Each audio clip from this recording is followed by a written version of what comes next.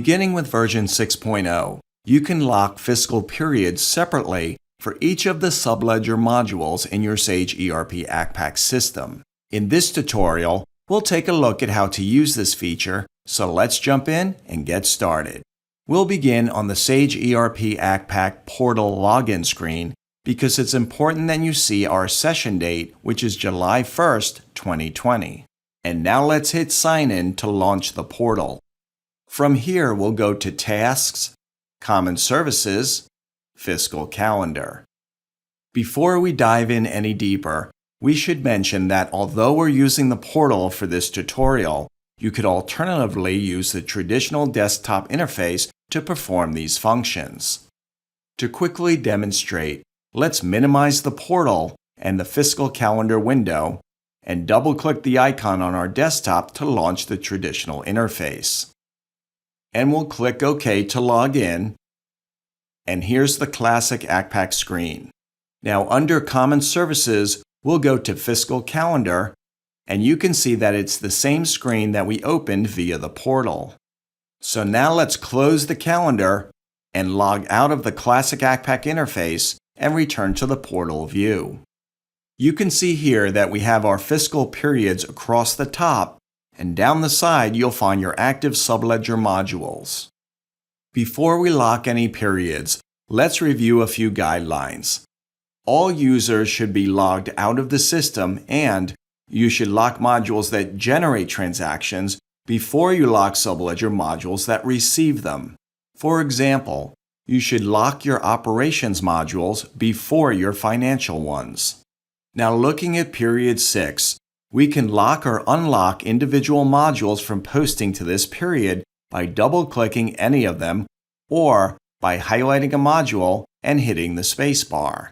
If you want to lock or unlock all modules from posting to a period, double-click the lock column header. You can also lock or unlock a module from posting to all periods by double-clicking the lock row cell next to the module. And you can lock all modules for all periods by double-clicking Lock All. So as you can see, it's very simple to lock and unlock modules from posting to one or more periods. For our demonstration, let's lock accounts receivable from posting to period 6, and we'll hit Save. Once you've made your changes, you may want to print the fiscal calendar, which you can do by going to File, Print. And there's our calendar in print preview mode. Let's close the preview, and now we need to configure what will happen if a user attempts to post to the locked period. To do this, we'll close the fiscal calendar and go back to Tasks, and under Common Services, click Company Profile and open the Options tab.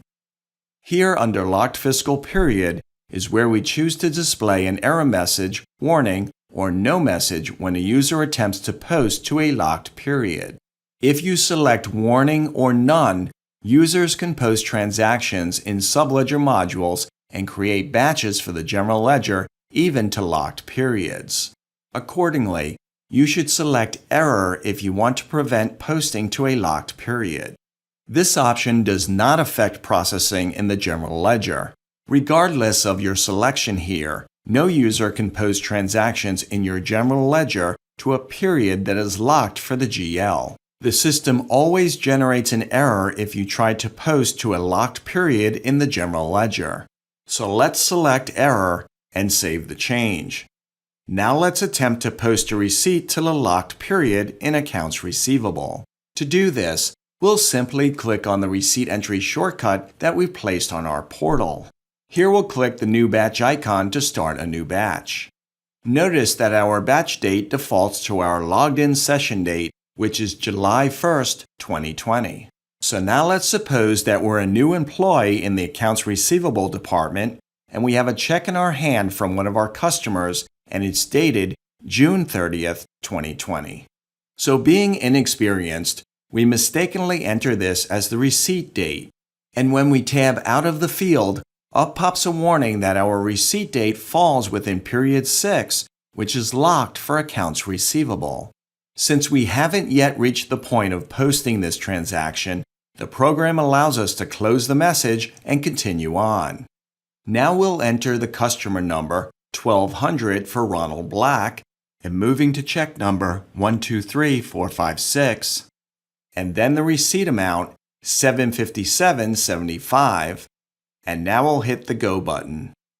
And there's the invoice for the corresponding amount, and we'll double-click in the Apply column to change it to Yes. Now we'll click Add, and as expected, up pops the error message that prohibits us from posting the entry.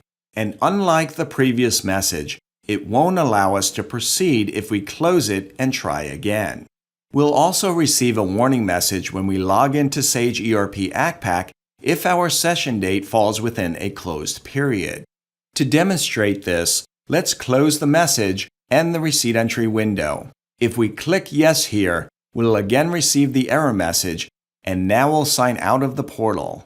Now let's enter our password and change our session date to 6/30/2020, hit Sign In, and up pops a warning that the session date we entered is in a locked fiscal period for one or more programs. And that completes our tutorial for period locking at the subledger level in Sage ERP Accpac. Give us a call if you need assistance with this or any other feature in your Sage ERP Accpac system. Well, that's it for this tutorial. Bye for now.